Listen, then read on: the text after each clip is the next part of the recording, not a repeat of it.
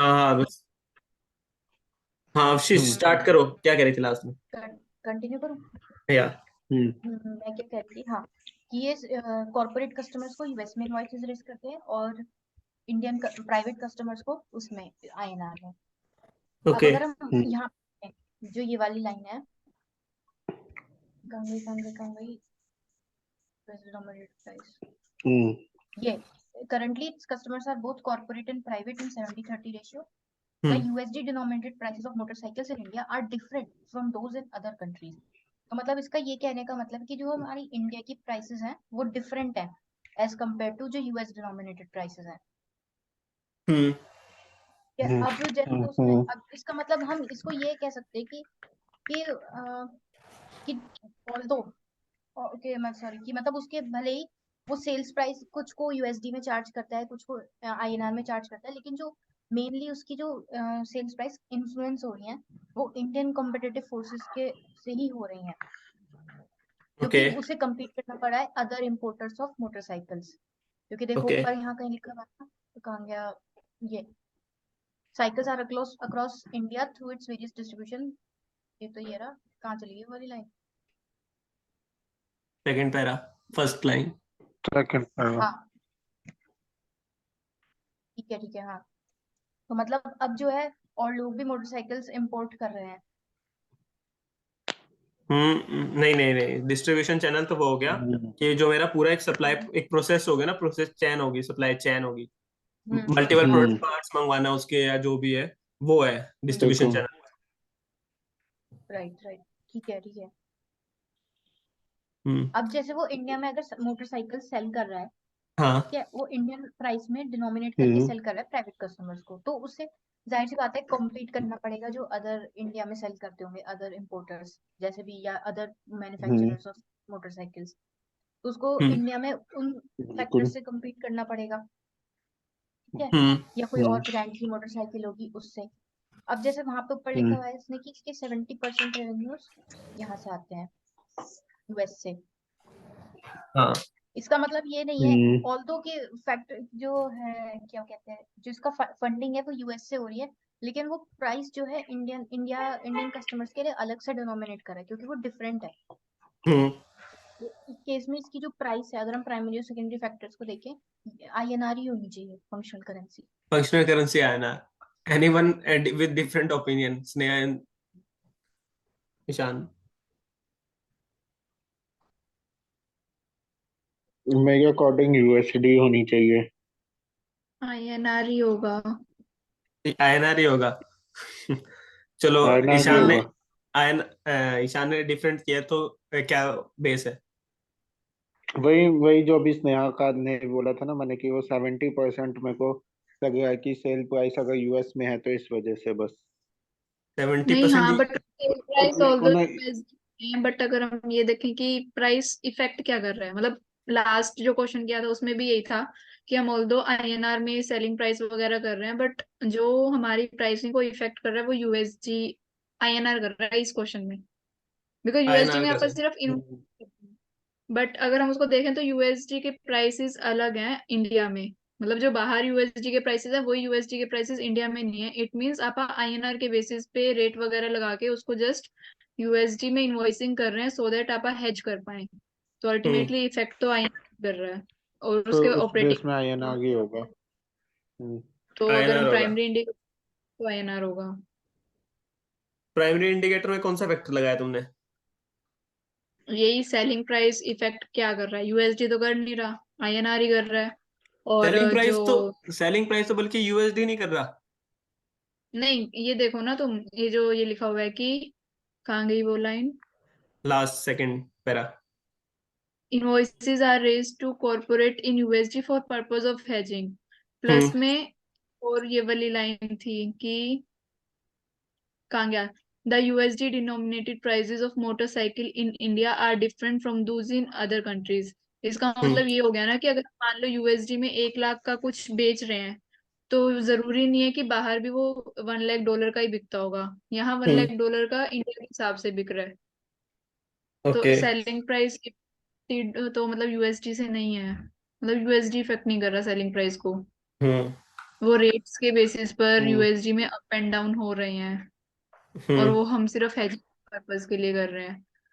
तो INR is but affecting the selling price because और आप हम ये इंडिया भी देख सकते हैं कि ऑपरेटिंग एक्सपेंसेस भी इसके आईएनआर में ही जा रहे हैं। INR में ही होंगे। सेलिंग प्राइस भी आईएनआर से इफेक्टेड है और ऑपरेटिंग एक्सपेंस भी, तो प्राइमरी इंडिकेटर्स के अकॉर्डिंग आईएनआर हो गया। बट अब मेरा जो व्यू है इसके अंदर यूएसडी होना चाहिए, क्योंकि प्राइमरी फैक्टर जो उसकी लेबर कॉस्ट या अदर कॉस्ट को इन्फ्लेट करे दैट इज परचेज कॉस्ट, जो बहुत मटेरियल है जो परचेज करके करे, इंपोर्ट करे, फिर सेल करे आगे। तो परचेज कॉस्ट इसकी यूएसडी में डिटर्मिनेड है और सेटल भी यूएसडी में हो रही है। तो फर्स्ट प्राइमरी इंडिकेटर यूएसडी में, और सेलिंग प्राइस भी इसका जो मेजर है अभी 70% कॉर्पोरेट को यूएसडी में। तो selling price is also, but वो मेरा यहाँ पे है कि हैजिंग का पर्पस है, बट मेजर यहाँ पे क्योंकि अगर करेंसी वाला अदर कॉस्ट भी अगर यूएसडी ये में है तो लोग एक चीज नहीं समझ में, ये हैजिंग जो लिखा हुआ है इसमें हैजिंग का मतलब क्या है? कि हैज कैसे कर गए मतलब, या से मतलब एक बार ये बताना। हेज कैसे कर रहे हैं। जैसे अगर मान ले मैंने परचेज की है यूएसडी के अंदर, तो परचेज में मैं हाँ यूएसडी में मान ले मैं 10,000 मैंने यूएसडी से परचेज किया, ठीक है, जो उसका परचेज भी ठीक है। परचेज, अब मैं उसको सेल करूंगा, कुछ मार्जिन में करूंगा सेल। हम्म मान ले 10% मेरा मार्जिन था, मैं करूंगा $11,000 के अंदर किसी को भी सेल, इंडिया में या कहीं भी सेल कर रहा हूँ मान लो। तो मान लो अगर यूएसडी का रेट था 80 रुपीज, तो मेरे को पे आउट कितना करना था वहां पे पहले, 80 80 का। 8 हाँ लैक्स 8 लैक्स पे करना था, हम्म, और मेरे को रिसीव कितना ठीक होता है। उसमें। हेलो, वॉइस कट गया। हेलो। मैं इसको ना एक्सेल में बताता हूँ, अगर इसका जो मेन है ना, हैजिंग पता है कि हैजिंग का मतलब क्या है? बताता हूँ हेजिंग कैसे होगी। जैसे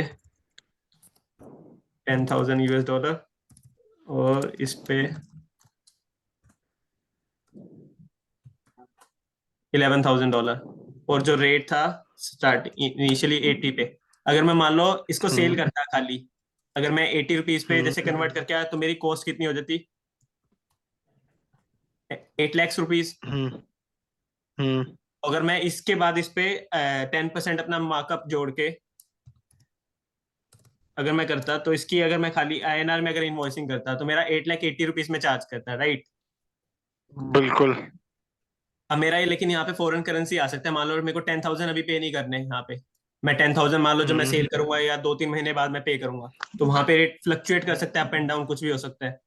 हाँ तो बिल्कुल। उसके रिस्क, और इसको कैश फ्लो फिक्स मिलेगा 8,80,000। अब मान लो यही रेट अगर यहाँ पे हो गया जो अगर मैं इसको फिक्स कर देता हूँ, कंट्रोल TSV, हाँ, अब मान लो यही रेट 90 हो गया, तो इसकी कॉस्ट तो होगी 9 लाख, इसको और 8,80,000 इसको मिलेंगे आईएनआर के अंदर, तो फिक्स्ड हो गई वो हाँ। तो इसका रिस्क हो गया यहाँ पे।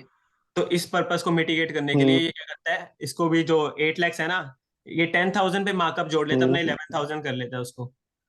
अब इस पे भी मान लो, अब इस ठीक पे है। मान लो रेट था जैसे फ्यूचर में 90 हो गया, तो इसको 11,000 पे 90 रुपीज के हिसाब से मिलेगा, और इसको पे आउट भी मतलब वो 90। सेल कर रहा है ना, मतलब 11,000 का प्राइस जो मैं यूएस में सेल कर रहा हूँ वो है ना यूएस डोमिनेटेड प्राइस 11,000 उसका। अरे जैसे मान ले मैंने 10,000 में ही परचेज की थी, वो मेरी परचेज प्राइस थी, और मैंने 10% मार्कअप यूएस डॉलर में उसको इनवॉइसिंग कर दी, तो मतलब एक तरफ से मेरे 10,000 का हाँ आउटफ्लो समझ। होगा, 11 का इनफ्लो होएगा। हम्म अब 1,000 का मेरा ठीक है, समझ बेनिफिट गया। है वही वहां है पे। परचेज और सेल। हम्म।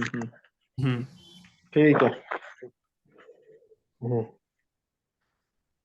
हम्म चलो इसका फाइनल आंसर देखते हैं। हम्म। फंक्शनल करेंसीज इसमें आईएनआर, आ जाना आ गया लेट्स इवैल्यूएट क्या किया है इसने, प्राइमरी इसने पहले वो बताए। हम्म कि इंडिकेटर्स कौन कौन से होते हैं कि सेल प्राइस जिसमें ये रहा। डोमिनेट होता है, ऑपरेटिंग कॉस्ट का Index बताना था। 21 give emphasis to currency that determines the pricing of transaction as opposed to currency in which transaction denominated, ठीक है। Sales price for motor vehicles are mainly influenced by competitive factors, forces and regulations And- in India.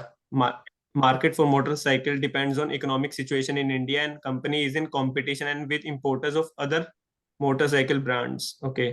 Even though 70% of revenue is denominated in USD, Indian economic conditions are main factors affecting the prices. This is evidenced by fact that USD denominated sales price in India are different from the USD in other countries.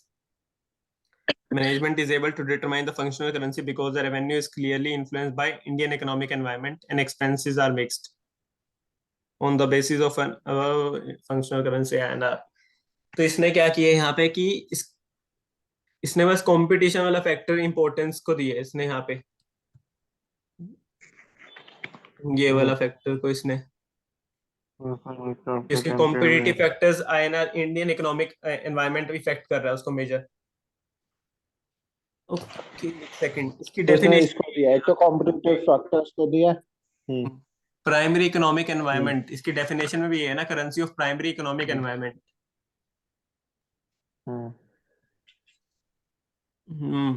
Functional currency, हाँ उसमें गई है ना primary economic environment की।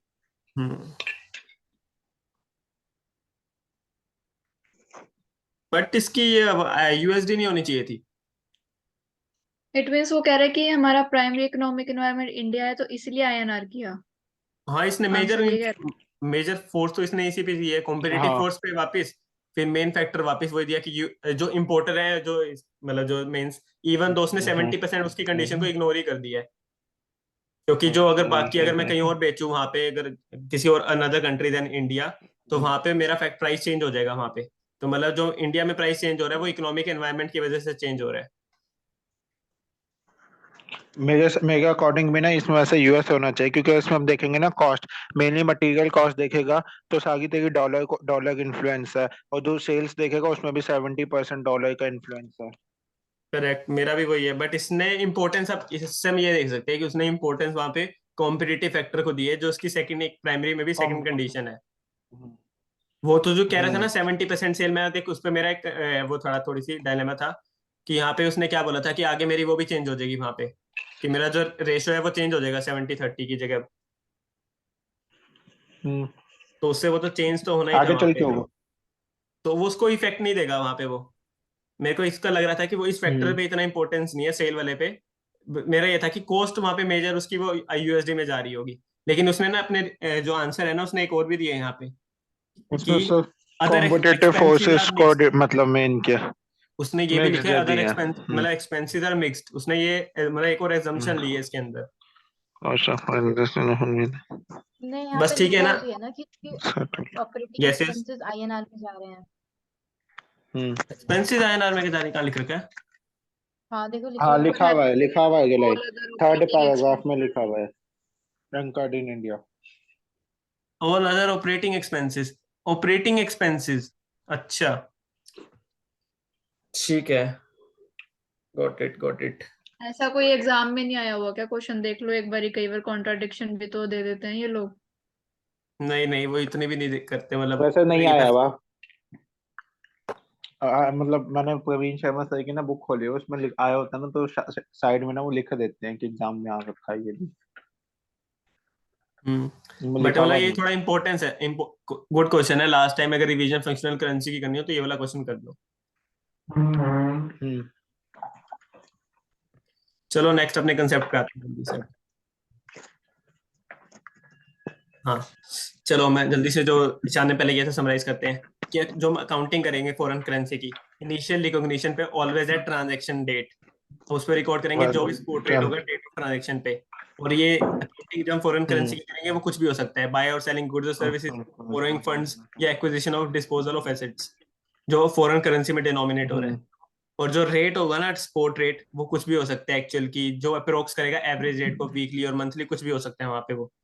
और जो if जो fluctuate करेगा, अगर वो रेट फ्लक्चुएट कर रहा है सिग्निफिकेंटली, तो वहां पे हम एप्रोप्रिएट रेट ऑफ ट्रांजैक्शन जो उस दिन पे रेट है वो चार्ज करेंगे वहां पे, एवरेज रेट यूज नहीं करेंगे उस दिन पे।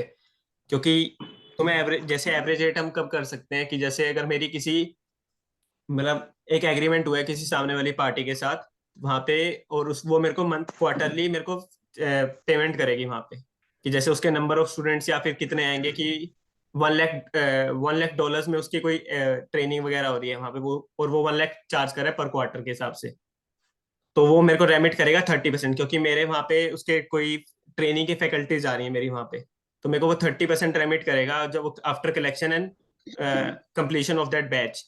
तो उस केस में वहां पे एवरेज रेट हम यूज करते हैं वहां पे, क्योंकि जब मेरे को वो बिलिंग करेगा मंथली के हिसाब से कि मंथली में कितने स्टूडेंट उसके एनरोल हुए हैं, तो वहां पे मेरे को वो रेमिट करेगा उसके अकॉर्डिंग। तो वहां पे हम एवरेज रेट यूज करते हैं वहां पे मेजरली उस केस में, एक ये केस है वहां पे। और भी मतलब ऐसे परचेजेस के केस हो सकते हैं वहां पे, अगर परचेज अगर मेजर बल्क में है तो वहाँ डेट ऑफ ट्रांजेक्शन पे होगा, अदरवाइज मतलब वहाँ पे भी एवरेज रेट यूज कर सकते हैं कि अगर मंथ में बहुत ज्यादा ही ट्रांजेक्शन हो रही हैं उस मंथ में या उस वीक में पर्टिकुलर जैसे भी। और अब मॉनेटरी और नॉन मॉनेटरी आइटम क्या हुआ? मॉनेटरी तो वो हो गया यूनिट्स ऑफ करेंसी, चाहे वो एसेट लाइबिलिटी की हो, वो fix determinable units of currency. Fixed determinable units of currency होती है। जैसे lease liability, cash dividend recognised liability, और जो लोन्स वगैरह हो गए या कन्वर्टिबल प्रेफरेंस शेयर्स हो गए, वहां पे जो फिक्स और डिटर्मिनेबल होते हैं वहां पे कंपलसरी कन्वर्टिबल, हम्म अब वो भी फिक्स्ड और डिटर्मिनेबल होंगे तो वो मॉनेटरी आइटम बन जाएगी। और नॉन मॉनेटरी अदर देन हो जाएगी नॉन मॉनेटरी आइटम, जैसे example prepaid, advance income, goodwill, inventories, PP and ROU asset. और क्योंकि जैसे पी आरओयू एसेट जब हम लीज की भी जैसे करते हैं वहां पे क्वेश्चन गिवन होता है आरओयू एसेट को नॉन मॉनेटरी आइटम है तो वो रीस्टेट नहीं होगी अगर वो रिवैल्यूएशन मॉडल पे कैरी नहीं है वहां पे एज पर इंडेक्स 16। लेकिन जो लीज लायबिलिटी है वो नॉन मॉनेटरी मॉनेटरी आइटम है तो उसको रीस्टेटमेंट होगी एज ए। मॉनेटरी आइटम होती है। और अब सब्सिक्वेंट वही बात है रिकॉग्निशन होगी मॉनेटरी आइटम की ऑलवेज एट क्लोजिंग रेट, और जो नॉन मॉनेटरी आइटम होगी डिपेंड करेगा it is at historical cost और एट फेयर वैल्यू। अगर वो हिस्टोरिकल कॉस्ट पे है तो उसको रीस्टेट नहीं करेंगे same date of transaction measurement. Otherwise जिस दिन पे हम फेयर वैल्यू या जैसे इन्वेंट्री के केस में एनआरवी डिटरमाइन करते हैं तो जिस दिन पे हम एनआरवी या इम्पेयरमेंट लॉस के केस में फेयर वैल्यू डिटरमाइन करेंगे तो हम वो उस दिन का प्राइस यूज कर लेंगे।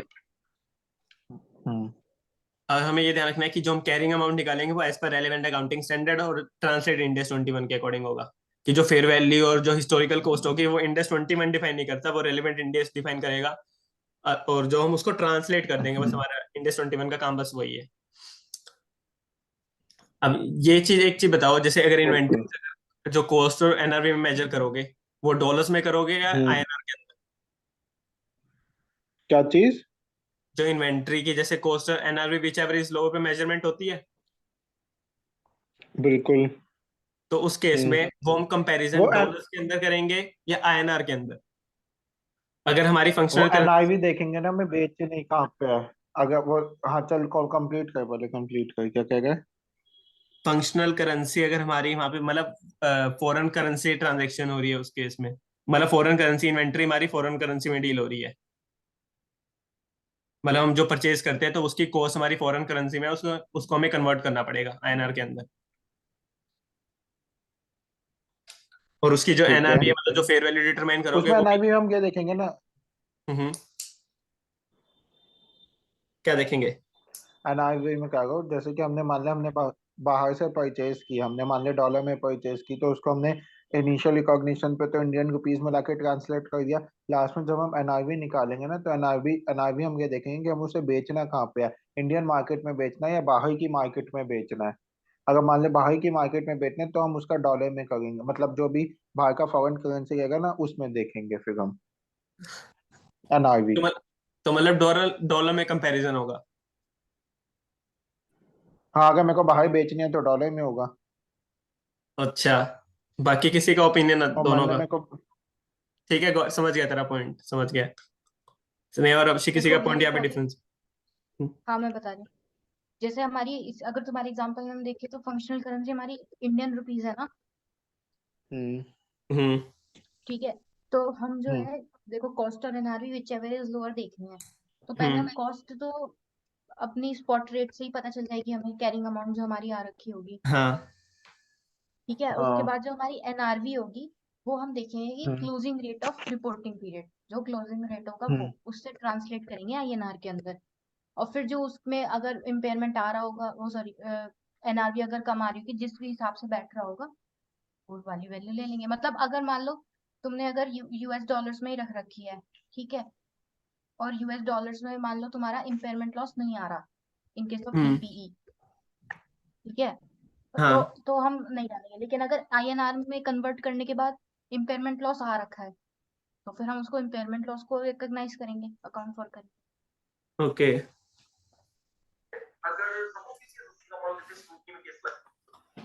स्नेहा सेम ओपिनियन और अदर फाइनल? हाँ मतलब ये वाला तो सेम है कि हम क्लोजिंग कॉस्ट वाला तो हिस्टोरिकल ऑलरेडी आ ही रखा है, और एनआरवी के लिए आपका क्लोजिंग रेट लेंगे और फिर उसको कंपेयर करेंगे। अच्छा, तो मतलब जो फंक्शनल करेंसी है उसमें चेक करोगे, नॉट इन यूएसडी डॉलर्स। हाँ। करेक्ट। हम उसको फंक्शनल करेंसी में कन्वर्ट करके चेक करेंगे।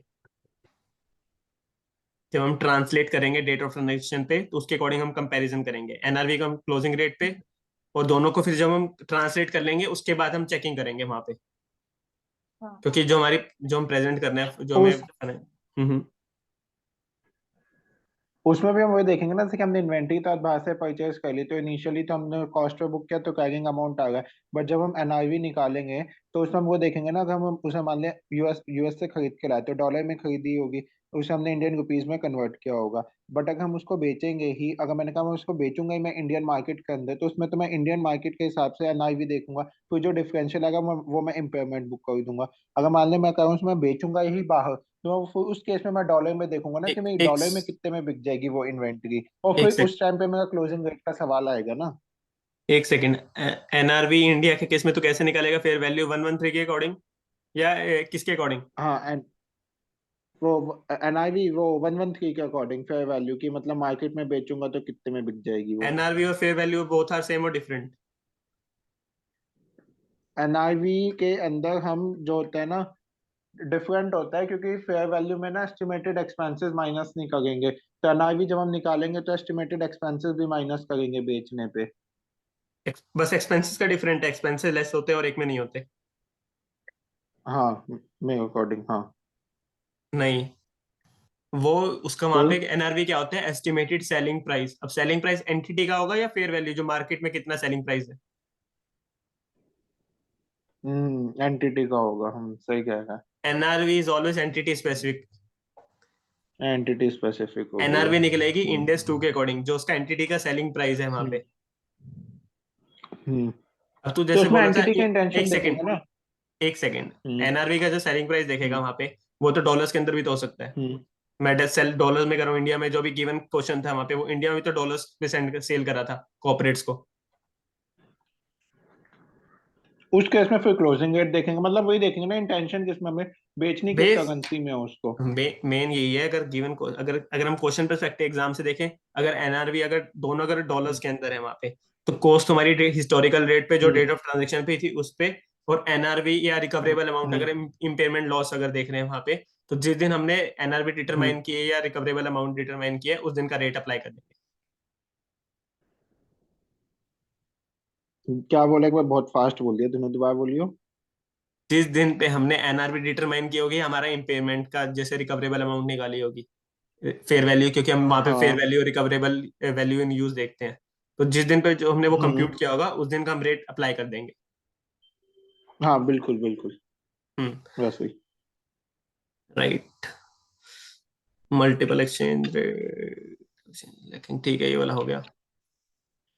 नेक्स्ट आ गया recognition of foreign exchange gain loss. अगर मॉनेटरी आइटम पे अगर कोई जो फॉरेन करेंसी गेन लॉस है, तो हम उसको ऑलवेज रिकॉग्नाइज फॉर पीएनएल में करेंगे, एक्सेप्ट इन 3 गिवन हम्म सर्कमस्टांसिस। अगर वो हेजिंग है, क्योंकि वो 109 के अकॉर्डिंग कवर होता है उसकी हेज अकाउंटिंग, तो उसका जो भी हम हेज है जो कैश फ्लो का वो डालते हैं वो ओसीआई के अंदर ट्रांसफर करते हैं, to the extent hedge is effective. Hmm मतलब वहां पे अगर हम 109 में देखें तो हेज इफेक्टिव और इनइफेक्टिव दोनों होता है वहां पे, तो इफेक्टिव पोर्शन हम ओसीआई के अंदर ट्रांसफर करते हैं, इनइफेक्टिव पोर्शन हम डालते हैं प्रॉफिट एंड लॉस के अंदर। तो वो भी हमें चेक करना पड़ेगा कि हमारा क्या हम्म चीज हो रही है। नेक्स्ट आ गया सब्सटेंटिव। अगर हमारा जो हम्म सब्सिडरी है जो फॉर्म पार्ट करी आ रही का, वो नीफो के अकॉर्डिंग अभी हम आगे देखेंगे। और अगर long term foreign currency item है, हम्म क्योंकि हम 101 की एक्सरसाइज अगर ऑप्शन करेंगे तो हम उसको डायरेक्टली इक्विटी के अंदर करते हैं, जो भी हम गेन को सेटलमेंट करना होता है इक्विटी हम्म के। मतलब हम प्रॉफिट एंड लॉस ओसीए का इंपैक्ट नहीं लेते, statement of changes in equity के अंदर इंपैक्ट करते हैं डायरेक्ट हम। अब आगे हमारा non monetary item. Non monetary item है तो उसका जो gain losses, certain gain loss हो सकते हैं, वो ओसीए में भी जा सकते हैं, प्रॉफिट एंड लॉस में। ये किस पे डिपेंड करता है कि नॉन मॉनेटरी के जो भी अगर मान लो गेन लॉसेस हो रहे हैं, हम्म वो प्रॉफिट एंड लॉस में जाते हैं या मतलब ओसीए के कंपोनेंट में जा रहे हैं। अगर वो उसका जो भी डिपेंडेंट है किसी प्रॉफिट एंड लॉस में जा रहा है, तो उसका एक्सचेंज गेन लॉस भी वहीं पे जाएगा प्रॉफिट एंड लॉस के अंदर, अदरवाइज वो भी ओसीए के अंदर ट्रांसफर होएगा गेन लॉस। अब हम आगे, तो net investment in foreign operation, ये कौन एक्सप्लेन करेगा? किसका नंबर नहीं आया? स्नेहा?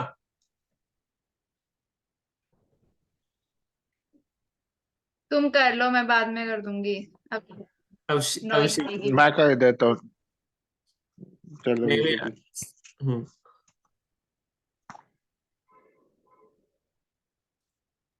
हेलो।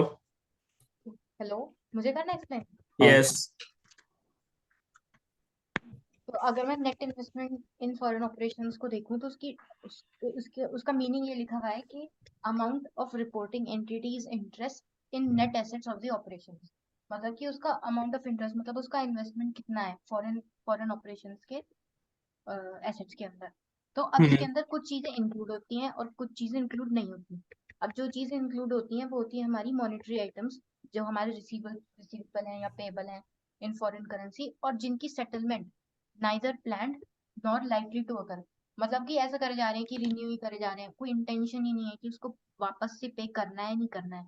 जैसे हम्म कि लॉन्ग टर्म रिसीवेबल अगर पेबल ऑन डिमांड है तो उसका कंटिन्यूस रोल ओवर करा जा रहा है, कि मतलब उसको रोल ओवर करे जा रहे हैं कि हम्म 2 साल का है तो फिर 1 साल और एक्सटेंड कर दिया, फिर 2.5 साल और एक्सटेंड कर दिया, ऐसे करके। या हम्म अगर फिक्स्ड मेच्योरिटी पीरियड है तो फिर उसको बार बार रिन्यू करा जा रहा है, और मतलब उसका फोर्सिएबल एंड देख कोई इंटेंशन हम्म ही नहीं है मैनेजमेंट का कि ओके। उसको एंड भी करना है।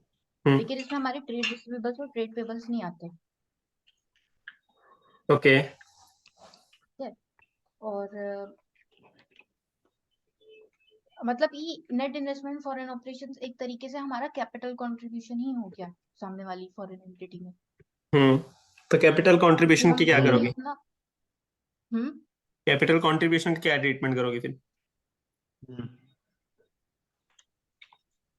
मतलब ट्रीटमेंट क्या देखो, ट्रीटमेंट ऐसा कैसे कि मैं कैसे उसे अकाउंट फॉर नहीं, करूंगी। तुमने अगर अभी बोला। हमारी बुक्स में तो हम्म कैपिटल कंट्रीब्यूशन किसकी बुक्स में कह रहे हो? सीएफएस की बुक, सीएफएस में कह रहे हो ना?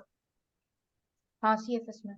तो सीएफएस में कैपिटल कंट्रीब्यूशन कहाँ दिखाएंगे? नहीं सीएफएस नहीं में नहीं थोड़ी सॉरी, ना आएगा, सीएफएस नहीं। एसएफएस में होगा ना। सीएफएस की मतलब जैसे हमारी एंटिटी है, ठीक है, हम्म हमने उसमें कर रखा है नेट इन्वेस्टमेंट, तो हम हम्म अपनी स्टैंडर्ड अलोन फाइनेंशियल स्टेटमेंट्स में कैपिटल कंट्रीब्यूशन दिखाएंगे ना।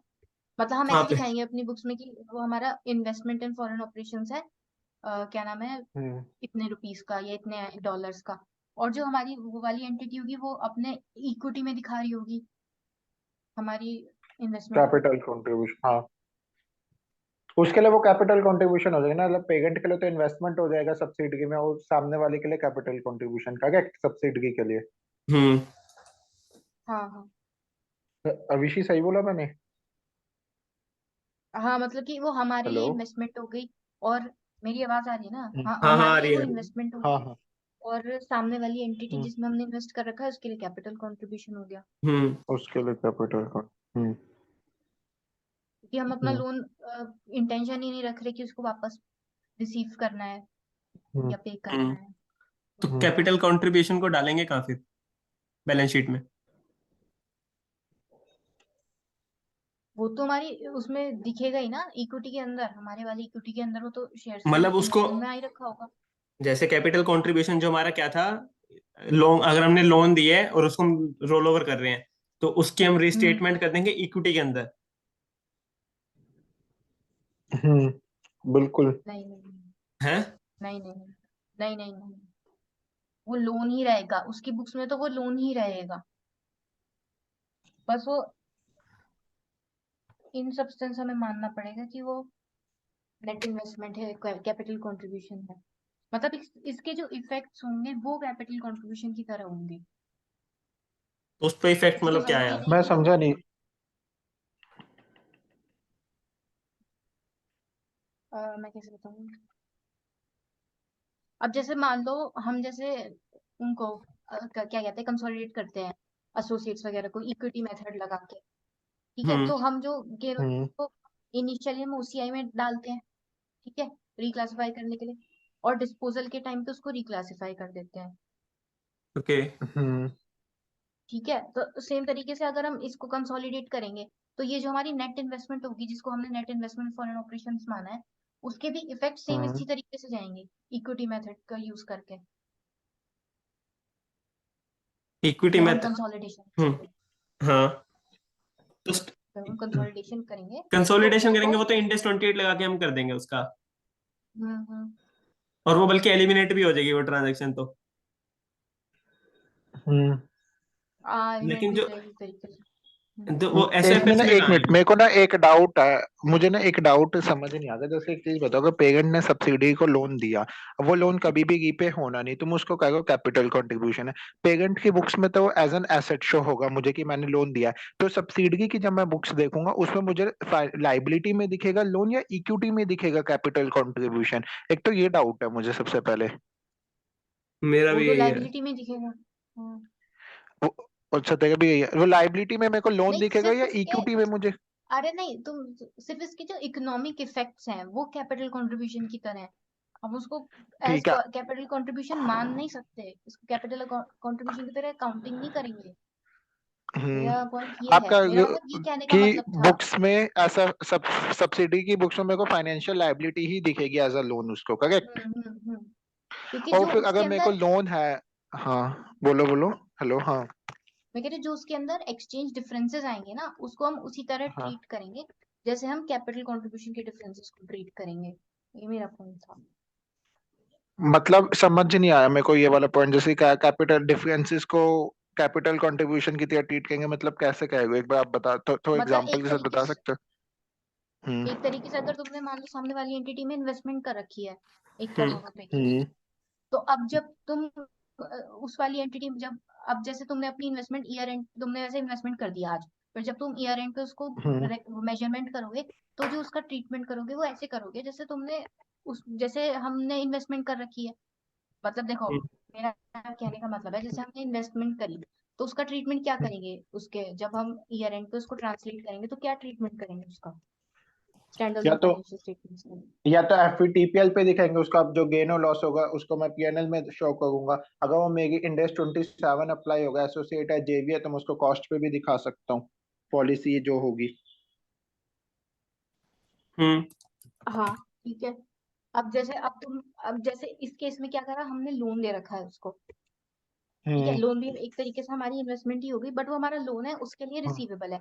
उस समय वो उसके लिए हम्म इक्विटी अकाउंट कर रहा था, लेकिन इस समय उसके लिए वो रिसीवेबल है, सॉरी पेएबल है सामने वाली एंटिटी के लिए। बिल्कुल। तो वो हम्म क्या करेगा, वो अपने इक्विटी में तो नहीं दिखाएगा, लेकिन जब हम इसको ट्रांसलेट करेंगे ना, हम्म कैसे बताऊं, मैं खुद ही कंफ्यूज हो गई हूँ, बात सारी ये है। जैसे रुको, कॉपी पेन पे लिख के दे दो, एक कोई दिक्कत नहीं है, अरे कॉपी कॉपी, पेन पे लिख के भाई फोटो भेज दो। एक सेकंड एक्सेल है। अब जैसे तुमने मान लो इनिशियली इसका कोई तुमने क्वेश्चन नहीं है क्या कि हम क्वेश्चन रेफर कर लें तो उससे थोड़ा क्लियर हो जाए? नहीं नहीं, इस इंडेक्स में नहीं है वो, वैसे 109 में थोड़ा कैपिटल कंट्रीब्यूशन की अकाउंटिंग आती है, वो अलग है। वो हम इन्वेस्टमेंट अगर सब्सिडरी के अंदर करते थे तो वहां पे भी कैपिटल कंट्रीब्यूशन आ जाता है। उसमें भी अगर हम जैसे बिलो मार्केट एलिमेंट पे कर देते हैं वहां पे, या जीरो जीरो रेट पे हमने लोन दे दिया वहां पे उस केस में, और अपने उस पर कोई डिफाइन नहीं कर रखी कि मैं रिपेबल कब है वो, और कितने टाइम तक है, तो वहां पे भी वही केस हो जाता है। तो वहां पे मेरे को जितना पता है, मेरे को थोड़ा बहुत है, लेकिन फिर भी देखते हैं। जैसे फर्स्ट फोर को तुम ये पास करोगी, लोन रिसीवेबल टू बैंक, हम्म मेरे अकॉर्डिंग ये होना चाहिए। हम्म कैपिटल कंट्रीब्यूशन किसकी बुक्स में कह रहे हो पहले ये मेरे को? पेरेंट पास कर देगा ना पे? एक सेकंड। कैपिटल अभिषेक, तुम बताना कैपिटल कंट्रीब्यूशन किसके बुक्स में आएगा, पेरेंट या सब्सिडरी?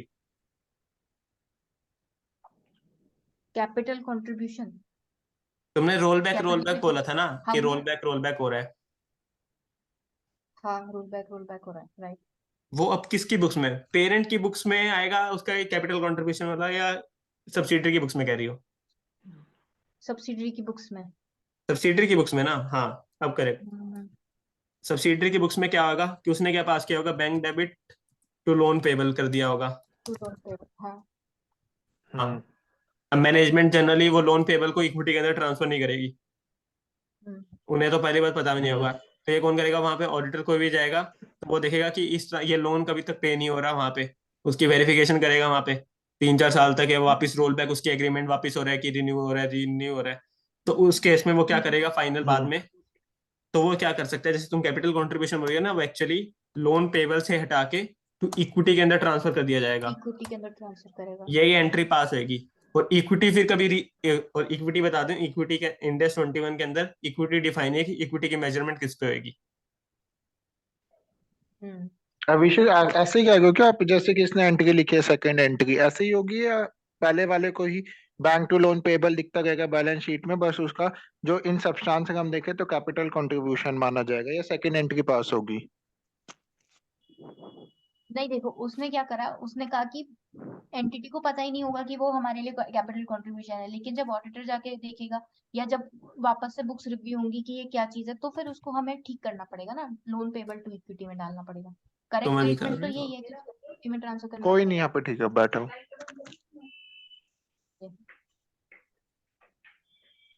तो मैं दिखाता हूँ एक चीज थोड़ा सा। ये रहा ग्रैंड थॉर्टन का, मतलब उन्होंने दिखा रखा है, ये रहा account for below market rate gate बंद कर दो। is a capital contribution by parent to subsidiary leading to following entries by parent and subsidiary। Parent क्या करेगी, इन्वेस्टमेंट टू कैश, और जो सब्सिडरी करेगी cash to equity, capital contribution. Cash to equity. और starting में कभी भी, मतलब स्टार्टिंग में ऑडिटर ही डिटरमाइन करेगा, मैनेजमेंट कभी भी इक्विटी के अंदर ट्रांसफर नहीं करे, अगर उसके एक्सेप्ट की उसको नॉलेज हो इतनी कि इक्विटी के अंदर हाँ तो ट्रांसफर करना अगर है। उसमें पहले ही पता है उसको कि ये एज अ कैपिटल कंट्रीब्यूशन ये अकाउंट पर होने वाला है, तो उसको पहले ही ट्रांसफर कर देगी। ये मोस्टली केसेस में ऑडिटर ही ट्रांसफर अच्छा कराएगा, उस ऑडिटर अगर इसको पिक कर लिया तो वो इसको इक्विटी के अंदर क्लासीफाई करवाएगा बाद में भी, अगर वो उस केस में भी लोन पेपर अगर वापस रिन्यू हो रहा है। ये तुम कह कि बिलो मार्केट रेट एलिमेंट पे अगर हमने लोन दिया तो उस केस में ऐसे होगा कि इसको हो वो मानते हैं, हम मैं, इक्विटी अरे मानते हैं, below capital market country. Below market rate पे 109 लगता है, और 109 वहां पे कहते हैं कि आप उसको किसी भी एसेट या लायबिलिटी जो भी, मतलब उस केस में सर्कमस्टांस में है, उसको आप कन्वर्ट कर सकते हो। जैसे एक वो प्रीपेड रेंट भी होता है वहां पे, प्रीपेड रेंट सिक्योरिटी डिपॉजिट के केस में वो हम 109 की जब कर रहे होंगे वहां पे करेंगे। तो और जो इंडेक्स 21 में यहाँ पे गिवन है वो अलग है, वहाँ यहाँ पे ये है कि लोन हमें फौरन उसको रिपे करना है, बट वो रोल बैक कर रहे हैं, उसका रिन्यू कर रहे हैं हम, मार्केट रेट पे है लेकिन हम उसको रिन्यू रिन्यू कर रहे हैं ठीक बारी है बारी। तो उसको भी हम री इंस्टेट करके ठीक है, कैपिटल कंट्रीब्यूशन का इफेक्ट दे देंगे। मतलब वो लोन को डेबिट करके इक्विटी को क्रेडिट कर देंगे जो तूने एंट्री लिखी थी, करेक्ट। करेक्ट। हम्म हम्म। ठीक है। और फिर इकोनॉमिक इफेक्ट मेरे अकॉर्डिंग फिर या तो अगर जैसे अगर उस क्वेश्चन में ऑडिटर की भी जजमेंट होगी, या तो ये एंट्री पास करवाएगा, अदरवाइज क्या करेगा, लोन पेबल को भी फिर रीस्टेट नहीं करेगा वापस कभी भी, क्योंकि वो कह रहा है कि मतलब कैपिटल कंट्रीब्यूशन मतलब इक्विटी की तरह उसको ट्रीट करो फिर ना। चाहे अगर उसको क्लासिफिकेशन अगर वो नीचे मतलब उसको फाइनेंशियल लायबिलिटी के अंदर दिखाना चाहता है वो कर ले, बट उसका जो ट्रीटमेंट होगा ना वो कैपिटल कंट्रीब्यूशन मतलब इक्विटी की तरह होगा फॉर इंडेक्स 21 पर्पज। या ये ट्रीटमेंट होगा, या अगर इंडेक्स 21 मतलब इंडेक्स 109 की अकाउंटिंग भी लग सकती है ना उसकी, कि वो रीस्टेट कर रहा है, मॉडिफिकेशन अकाउंटिंग भी लग सकती है वहां पे, तो वो इवेल्युएशन फिर बाद में रिक्वायर्ड होगी कि फिर वो चेंज होकर न्यू लायबिलिटी एस्टेट हो जाएगी वहां पे, तो वो अलग पैरामीटर होगा वो। मॉडिफिकेशन अकाउंटिंग तो क्या कह रहा है कि वो उस वाले फाइनेंशियल लायबिलिटी से modification- इक्विटी का क्लासिफिकेशन। करेक्ट। इस पे मैं पर्टिकुलर मैं शायद पहले गलत ठीक था, है यहाँ पे मॉडिफिकेशन अकाउंटिंग के थ्रू जाएगा, अदरवाइज वो उसका इफेक्ट हम देंगे वहां पे इंडेक्स 21, बस वो कह रहा है कि मतलब उसको हम रीस्टेट नहीं करेंगे, इक्विटी की तरह मानेंगे। हम्म। एक बार ना क्रक्स बता दो इस बात का, क्या जो अभी इतनी देर सेशन एंड हो डिस्कस